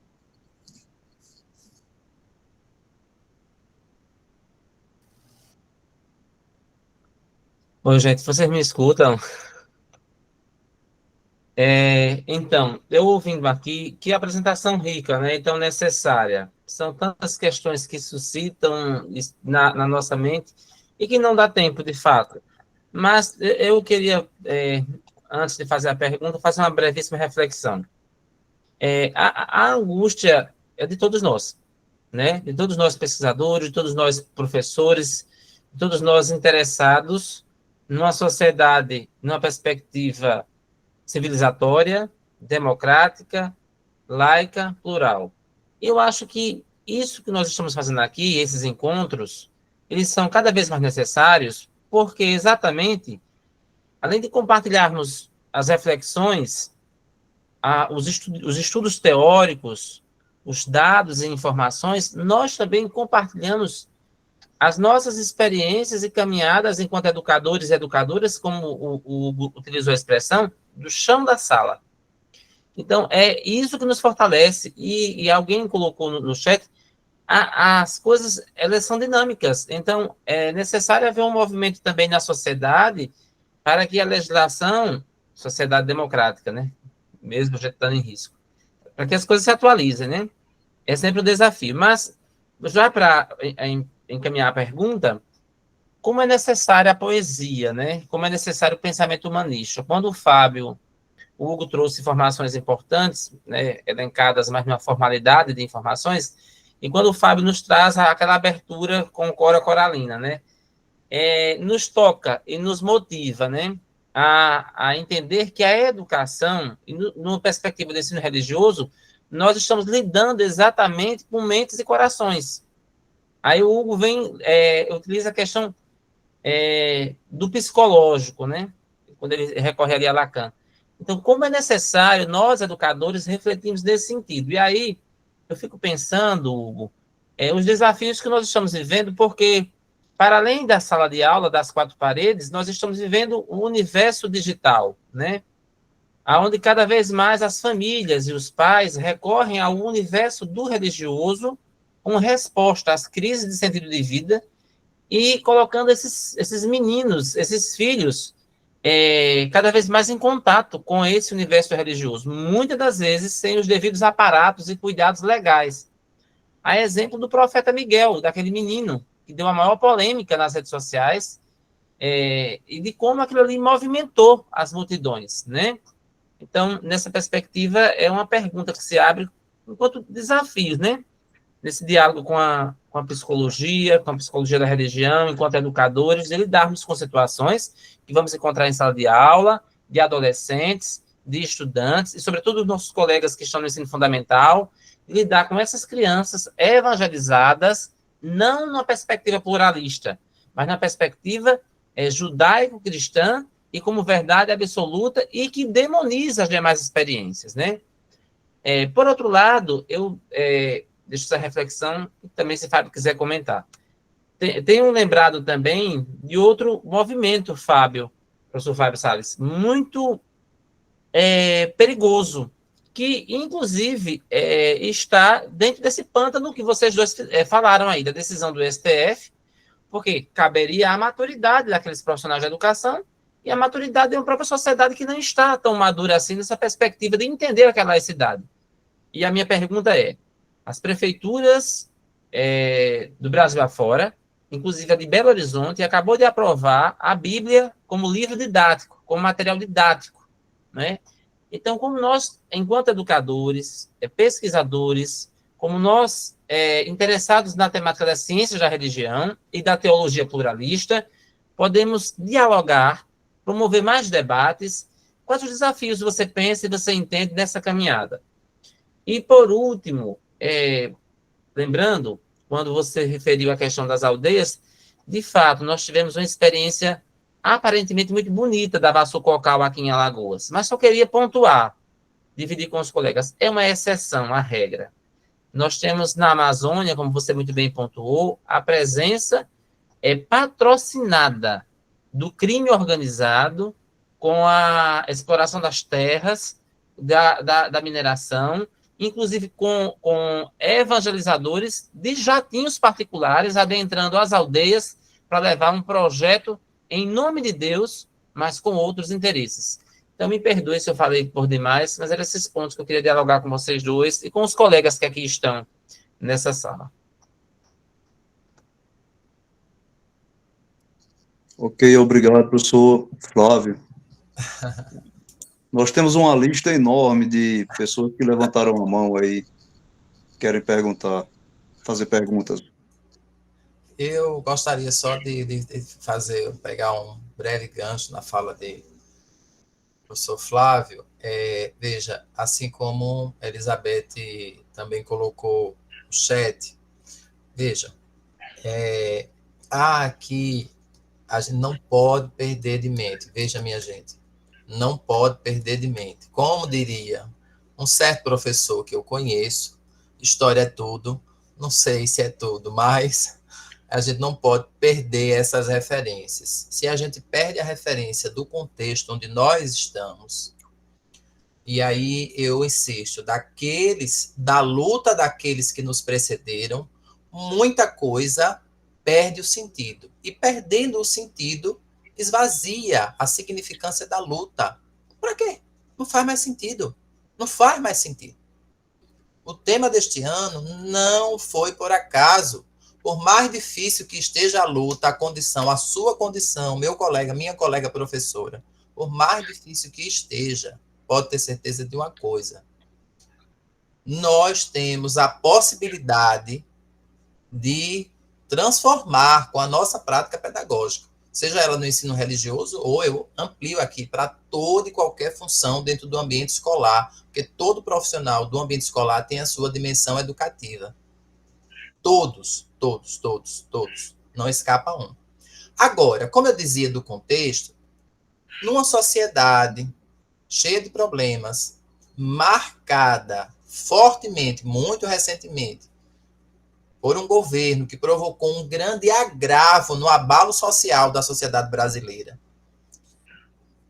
jogando uma parcela significativa da população, né, com menores condições de sobrevivência, numa condição de desesperança, aí disse Elizabeth Patriota muito perfeitamente, a religião traz o alento. O alento para quê? Para você lutar e ter a condição de mudar a sua realidade? Não. Traz o alento para você se conformar com a realidade com que você vive. Esperando que o quê? Esperando que a resposta venha do porvir, de um futuro, não só material, como de um futuro, inclusive, metafísico, de um porvir que nós nem sabemos para onde vamos. E aqui, sem querer ofender a crença de seu ninguém, e sem querer colocar em xeque a fé, insisto, isso aí fica do âmbito pessoal e particular de cada um. A questão não é essa. Mas nós sabemos que Quando há omissão ou falha, ou um programa que não atende a população mais necessitada por parte do Estado, com uma iniciativa clara, com uma política pública clara, restará às demais instituições o seu amparo. E essas instituições serão a escola, serão a igreja, ou qualquer outra dimensão de templo religioso, não é? Veja, gente, em todos os estados está aí, ó, espalhado pelo país afora, as clínicas de recuperação para drogadição. Como é que elas começam aqui no Brasil? Como é que isso vai se caracterizar? É isso que eu estou dizendo. Se a gente perde esse contexto, se a gente perde esse referencial histórico, a gente vai dizer que ela é a salvação. Por quê? Porque o uso de drogas é um problema. É um problema que nem começa nem termina no uso da droga. Talvez tenha as suas raízes numa população extremamente desamparada. E nós vimos o que foi que nós passamos com o golpe. Temer assume, passa 2 anos, a crise vai se aprofundando, vem o outro presidente, e aí a gente cai numa bagaceira, e como disse o Flávio, a gente pode falar em democracia? Pode. Nós estamos vivendo o Estado Democrático, nós estamos aqui falando, ouvindo, dialogando. Podemos ter as nossas contrariedades, as nossas críticas, mas hoje nós ainda temos para nos agarrar o viés, o fio, a possibilidade civilizatória. Hoje, a diretora da minha escola, o meu diretor, a minha coordenadora, ainda que queira, não pode chegar para mim e me dar um livrinho do seu catecismo e dizer: toma, professor, vá para a sala complementar a sua carga horária. Vá fazer uma roda com o menino, dar mãos e rezar. Ela até pode, ousadamente, querer. Eu não sou obrigado. A questão é essa. Eu tenho um amparo legal que me defende, que me abre a possibilidade, inclusive, de ir buscar fora, nas outras instituições, um suporte.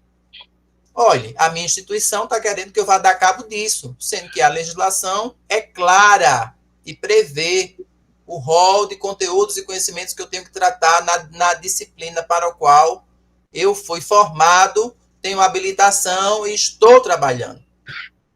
Recentemente, houve um recurso, me perdoem agora, eu não vou lembrar bem, mas o professor Hugo falou aí das exigências para um concurso. A candidata à vaga de professora do ensino religioso era formada em filosofia, com mestrado e doutorado em ciências da religião. Deu entrada na documentação, a prefeitura disse que não tinha validade, que ela não poderia ocupar o cargo de professora de ciências da religião. Foi justamente o texto da BNCC que permitiu a ela que o recurso fosse aceito. E ela está na vaga, contratada, porque passou no concurso. Tá certo? Então, vejam, a gente traz aqui as perspectivas e as possibilidades, mas estou longe aqui de querer vender ilusão, quimera. Insisto, as pontes, os arames farpados, às vezes vale a pena o risco do arranhão, porque é ali que a gente encontra uma brecha e estabelece uma prática pedagógica um pouco diferenciada, que a gente consegue aplicar um material pedagógico, ora que a gente pode estar utilizando esses que já são referenciais, seja nos sistemas de ensino, né? Muitos estados, com o conjunto das suas secretarias de educação, muitos municípios já estão produzindo cartilhas, apostilhas, materiais. Isso é uma coisa. Outra coisa é a Câmara de Vereadores, que está passando um projeto de lei que fala da Bíblia. Ou o Estado de São Paulo, que com Alckmin no governo, acho que começo dos anos 2000, não vou me lembrar bem o ano agora, mas já li sobre isso, que no decreto de institucionalização do ensino religioso no sistema de ensino estadual de São Paulo, está lá. Ele respeita todos os princípios. No entanto, tá lá, a isca está lá, no meio. Que é preciso respeitar primeiro a Deus e aí o resto ele copia, respeitando todo o texto da lei. Veja. O Fábio é ateu, é contra Deus, é não sei o quê. Não é isso não. Não é isso não. A isca está aí. Porque nessa historinha de respeitando primeiro a Deus, aí passa um coordenador, passa um diretor, passa uma liderança no meio escolar, passa um supervisor, passa um secretário de educação extremamente intolerante, raivoso, que quer pura e simplesmente utilizar o seu catecismo com o objetivo de domesticar as mentes e os corpos das crianças. Aí, meu filho, é confusão. É confusão. Assim como esses vereadores, assim como essas bancadas da Bíblia espalhadas pelo país afora. Veja, os textos sagrados estão contemplados na BNCC. Em momento nenhum eles são negados, muito pelo contrário. Mas nós não podemos fazer uma opção por um único texto sagrado, por uma única corrente religiosa, seja ela mais ou menor, né? Perdão, mais ou menos numerosa, tá certo? E aí tem o vereador. Olha, vou dizer de novo, essa discussão não é de hoje, é antiga. O professor Tardif já deixou isso claro há muito tempo. O currículo é um campo em disputa. É um campo em disputa. Paulo Freire deixa isso muito claro com a postura política do professor, que é quem vai dar cabo, que é quem vai dar vida àquele currículo na sala de aula. Desculpem, viu, minha gente? Eu vou tentar dialogar, Flávio, se me permite, com a sua pergunta e com a da Elizabeth ao mesmo tempo, que o Flávio já falou da dela, que está escrita aqui. Eu estou paquerando ela há algum tempo. A Elizabeth diz assim: a profusão das expressões religiosas no Brasil não é, de certa maneira, uma repercussão do desamparo que vive grande parte da nossa população? Eu diria que sim. Essa pergunta aqui caberia uma palestra, facilmente. Esse desamparo, por exemplo, as minhas pesquisas indicam, o meu estudo indica, isso foi basicamente o que eu pesquisei toda a minha vida acadêmica aí no mestrado e doutorado. Eu discuto da crise de identidade. Uma crise de identidade própria de tempos que nós chamamos de pós-moderno. Nós tínhamos uma identidade fixa e segura. Existia no mundo pré-moderno. Com a modernidade, ela vai sendo posta em xeque. Eu discuto muito a questão da morte de Deus e Nietzsche.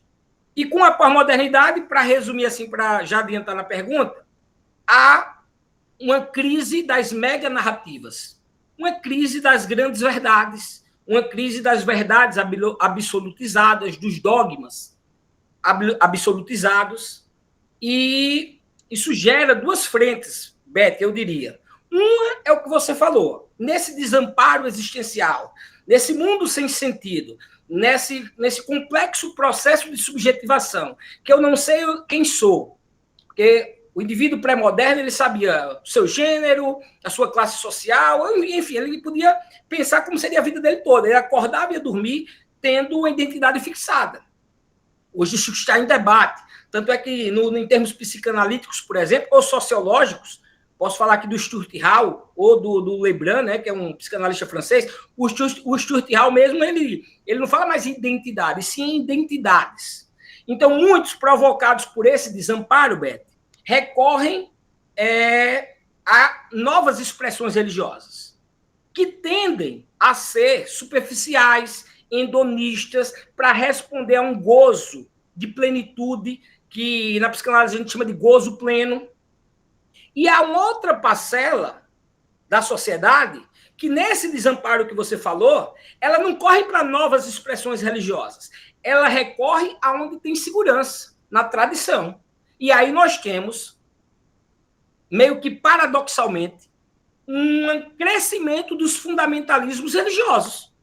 Como é que se explica tantas novas expressões religiosas e busca por experiências religiosas que contemplem a sua personalização religiosa, o que a Revelegê chamava de bricolagem, uma religião à la carte, onde cada um quer personalizar a sua experiência religiosa, bricolando de uma religião, de outra. Então o esoterismo está de vento em polpa, Já uma outra parcela, nesse mesmo desamparo, marcado por essa mesma sociedade, recorre a onde tem segurança, que é a tradição. Mas aqui eu quero abrir um parênteses. Durante muito tempo, eu estou tendo até que rever os meus textos, eu discuti essas novas expressões religiosas como algo não tão positivo, em virtude de saber que muitas dessas essas novas expressões religiosas, essa corrida, é uma corrida atrás de experiências que respondam às necessidades mais individualizadas e mais subjetivas.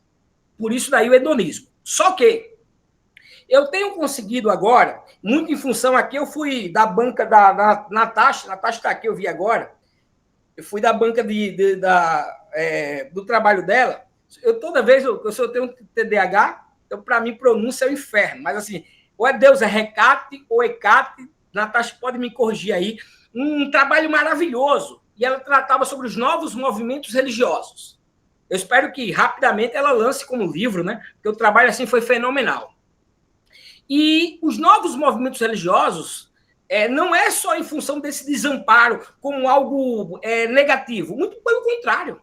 Na pós-modernidade, que as verdades dogmatizadas, as verdades, as certezas absolutas são postas em xeque, são agora desconsideradas, ou estão perdendo a sua plausibilidade como as instituições religiosas, as pessoas, os indivíduos, agora podem abraçar novas experiências religiosas e surgem novos movimentos religiosos, que podia ser uma demanda represada. Ora, por que o candomblé e a Umbanda não cresceu tanto quanto nós prevíamos, os cientistas da religião? Porque previa-se que ia crescer muito, porque é uma religiosidade que abraça a diversidade, ou seja, que se comunica muito com os indivíduos na contemporaneidade. E quando veio o censo de 2010, veio o contrário. Agora volta a crescer no censo de 2022. Porque lá havia um ataque, já falei, uma demonização, e as pessoas não tinham, naquele momento, nós interpretamos uma parcela do que aconteceu dessa forma, não tinham força para dizer a sua fé, o seu credo. Muitos escondem o seu credo, em função de como são perseguidos, ou como foram perseguidos ao longo da história. Então, por que não pensar esses novos movimentos religiosos, ou mesmo a religião, ou as religiões de matriz afro-brasileiras, enquanto uma possibilidade de se manifestar religiosamente, diversamente, de forma plural, porque agora as grandes verdades, as grandes narrativas, as grandes religiões majoritárias, as instituições religiosas perderam o controle que tinham sobre a sociedade. Não estou dizendo que não tem, mas o controle não é tanto quanto foi. Isso possibilita que novos movimentos religiosos apareçam. A Deus Hecate mesmo e o culto a ela é uma expressão desses novos movimentos religiosos que nós, hoje, falo muito por mim, vejo com bons olhos. Novas expressões religiosas. Então, assim, nesse sentido. E para dialogar com o Flávio, só vou pegar a questão da tecnologia para não falar muito. Eu submeti um texto agora a um periódico científico, a uma revista, que é Religiões ou Religião e as Inteligências Artificiais. O Flávio falou de tecnologia. Eu estou muito querendo que esse texto saia, eu não posso nem divulgar ainda porque ele está submetido à religião. Mas vou adiantar o seguinte. Falou-se desses jovens que vão adentrar a escola, ou alguns que já estão estudando, que já estão doutrinados. E que tem na visão, que tem em sua perspectiva do líder religioso, seja ele pai de santo, padre ou pastor, como autoridade máxima. Ei, agora, na era digital, no mundo das inteligências artificiais, muito provavelmente, o Deus vai ser um Deus algorítmico. A turma está indo fazer psicanálise, sessão de psicologia, na IA, na inteligência artificial, batendo papo com a inteligência artificial. Muito provavelmente, as crenças ou as perguntas, Flávio, mais íntimas, não vão ser dialogadas com um líder espiritual ou dentro de um contexto socio-religioso. Vai ser dividida com a inteligência artificial. E eu provoco quem está por trás desses algoritmos. Com que ideologia ou com que normatização esses algoritmos vão indicar para as nossas crianças, para os nossos jovens, o certo, o errado, o A e o B, as questões existenciais. Então, assim, isso é muito sério, mas, assim, está muito prematuro o estudo. Eu, pessoalmente, já estou estudando as inteligências artificiais, já produzi texto e trago todas essas questões, que são questões que vão, em último momento, também desborcar, né, na vivência das escolas e, sobretudo, no ensino religioso, porque questões existenciais que a resposta vai ser dada aos nossos jovens e crianças não mais por líderes espirituais ou por consensos sociais, e sim pelo algoritmo, né, e sim pelo IA. É isso. Espero ter conseguido dialogar. Perfeitamente, professor. Se mais algum professor quiser falar, acrescentar, Flávio, o professor Fábio mesmo. Francisco, tu disse que tinha muita gente com mão levantada. Se tiver, pode avisar para falar. Eu queria fazer só, desculpa, Francisco, um breve aviso. Pegando esse contexto da fala dos dois, o NERES está organizando um evento dedicado ao ensino, às ciências da religião e o ensino religioso, que provavelmente deverá ser realizado no mês de outubro. Pelo menos essa é a orientação do líder do NERES, o professor Hugo Brandão, e nós estamos correndo atrás, são muitas frentes. Eu queria só esclarecer que tanto a especialização quanto o NERES, nós ainda estamos no IFAL, somos nós professores que fazemos todo o trabalho burocrático, todo o trabalho administrativo, então nós não temos assessores, não temos técnicos administrativos. A questão dos bastidores da plataforma, o DOI, que é o professor Hugo Brandão, que opera, a quem eu agradeço à comissão organizadora, nas pessoas de Francisco, que está como mediador, de Blue, estudante da especialização, e de Derlânio, e mesmo assim, nesse esforço, porque nós somos professores do ensino, a nossa carga horária maior é no ensino médio integrado, dentro do IFAL, mas no próximo mês, agosto, aí nós já deveremos estar anunciando a programação do simpósio do ensino religioso, na perspectiva do espaço público, da sociedade, e vamos ter um evento muito bacana nesse sentido. Desculpa, Francisco. E aí, você pode fazer, se tiver muita gente com a mão levantada, faz assim uma série com as perguntas, os dois professores vão anotando os pontos principais e eles encerram com as pontuações das perguntas que estiverem elencadas. Fora do debate, a Karine gostaria de saber do professor Hugo quando será disponibilizado o certificado. Professor Hugo, o senhor... Posso? Logo ao fim do evento, acho que mais ou menos 1 a 2 semanas o certificado está sendo emitido. O Cristóvão só está perguntando aqui qual o link do NERES. Eu coloquei o link aqui do YouTube e do Instagram. Eu vou colocar. Vai? Beleza, Flávio. Não, tudo bem, está tudo certo. Eu só estou com um problema para localizar as pessoas que levantaram a mão. Pergunta, se tiver alguém ainda, levanta, senão você já passa para as considerações finais. Bom, então fica aberto aos participantes, aqueles que queiram questionar, concordar, acrescentar, fazer alguma pergunta, diretamente ao professor, né? Sinta-se à vontade. Gente, vou tomar liberdade aqui, Francisco, me perdoe, me permita. Ótimo, Fábio. Todo mundo espera alguma coisa também de uma sexta-feira à noite, não é verdade? Então, é a quinta sexta-feira que nós estamos aqui juntos, e eu gostaria de agradecer aos guerreiros e às guerreiras que nos aguentaram por todas essas sextas-feiras à noite. E que nós estamos aqui debatendo esses temas que são de... Gente, me permitam. Eu sei que às vezes tem um tema que parece mais chato, que não nos interessa tanto, que isso, que aquilo outro, e tem mesmo, e é normal, não tem problema não com isso, né? Não tem problema não, que a gente vai em busca das nossas afinidades mesmo. mas que a gente não pare por aí. Por quê, Fábio? Porque, às vezes, é numa fala dessa, é num compartilhamento desse, é num encontro desse. É no encontro desse, como disse Cora Coralina, que nós pescamos um dado, uma informação, um texto, uma referência que é tratada por alguém que vai nos servir, insisto, para a nossa prática cotidiana, profissional, do chão da escola. Gente, não tem como aqui a gente apresentar um repertório, um rol de conhecimentos, uma lista, um referencial que dê conta de tudo. Por quê? Porque a educação, em sua própria natureza e finalidade, ela é viva. Ela é composta de atores, de atuantes que estão vivos, e que bom que estão vivos, que se mexem, que se incomodam, que se afetam e que nos afetam. E tudo isso faz parte dos processos. Não tem como a gente fugir disso, né?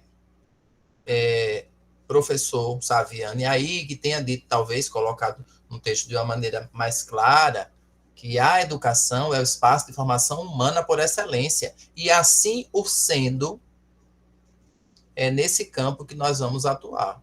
E só por isso, nós, me refiro, professores e professoras, educadores e educadoras, e insisto, todos os profissionais do campo da educação. Uma série de dimensões e de coisas e de temas a serem tratados, né? E é nesse caldeirão fervendo que nós vamos seguindo, que nós vamos jornadeando, tá certo?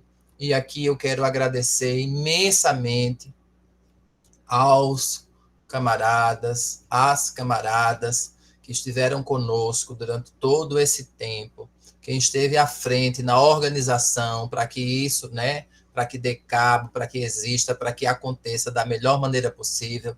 Também gostaria de pedir desculpas pelos inconvenientes. Veja, pessoal, né, é uma característica do nosso tempo. Nós temos pessoas desocupadas a tal ponto que criam robôs, inteligências e mecanismos que vêm para atrapalhar um espaço como esse. Vejam a que ponto nós chegamos. Né? Pessoas que perdem tempo fazendo isso, que investem, que se dedicam. Enfim, nós pedimos desculpas, tá certo? Até certo ponto, nós não temos, de fato, como controlar isso. Enquanto integrante do NERES, eu gostaria de agradecer e manifestar a minha esperança, que se alimenta na noite de hoje, que se alimentou ao longo desses últimos encontros, e que, né, agradecer imensamente a essa comissão organizadora, a todos os meus colegas de trabalho, que ora são meus alunos na especialização, né? E a gente está lá. E eu estou aqui corrigindo meio mundo de coisa que eles fizeram, que mandaram, tem os meus orientandos que fogem, tem tudo isso, viu? É nessa dinâmica que a gente vai trabalhando. Meu muito obrigado e uma boa noite para todo mundo. Quem for de sextar, sextou. Aproveitar logo para me despedir também, Francisco. Ok. Pessoal, boa noite a todas e todos. Assim, quero agradecer a oportunidade, agradecer o momento. Não foi uma palestra pensada com muito tempo, foi para substituir o professor Lucas, mas espero, de alguma forma, ter contribuído, né, para essa noite, contribuído para esse debate, contribuído com todos e todas vocês. Não deixe de nos acompanhar no YouTube, no Instagram, estar em contato conosco, e aqueles que desejam, né, lembrar da nossa especialização, que muito provavelmente a gente está tendo edital esse mês. Obrigado, Francisco, obrigado, Fábio, obrigado, Flávio. E aí eu faço algumas considerações aqui à comissão organizadora, a pessoa do Blue e do Erlânio. Um abraço, Iveson, que está aqui presente da nossa especialização, Elizabeth Patriota, enfim. Boa noite a todos e todas, e só tenho a agradecer. Obrigado, Francisco. Ok, Hugo, obrigado. Professor Flávio. Então, só para agradecer a todos, eu estava colocando aí as informações, o e-mail da especialização, o perfil do Instagram. Por favor, divulguem o perfil do NERES. O perfil do NERES precisa ser divulgado para que nós tenhamos mais seguidores, para que nós possamos divulgar o nosso trabalho, porque exatamente é uma disputa injusta. Nós temos o fundamentalismo religioso e operadores, para além dos robôs que o professor Hugo falou. Nós temos aqui pessoas bem intencionadas, interessadas em fazer um debate ético, com compromisso com a religião plural e com a cidadania. Então, nós possamos fazer essa divulgação. Sigam o perfil do Neres, e nos próximos meses, como o professor Hugo falou, será divulgado o edital da especialização, e os eventos do Neres sempre vão ser divulgados nos canais do Instagram do Neres. É isso. Muito obrigado mais uma vez. E obrigado a vocês, queridos daí da mesa, aos estudantes e ao mediador Francisco. Você é maravilhoso com a sua voz aí de locutor FM. Parabéns pelo seu trabalho. Fechou. Muito obrigado a todos os participantes, aos professores, né, e boa noite a todos, bom final de semana, um abraço.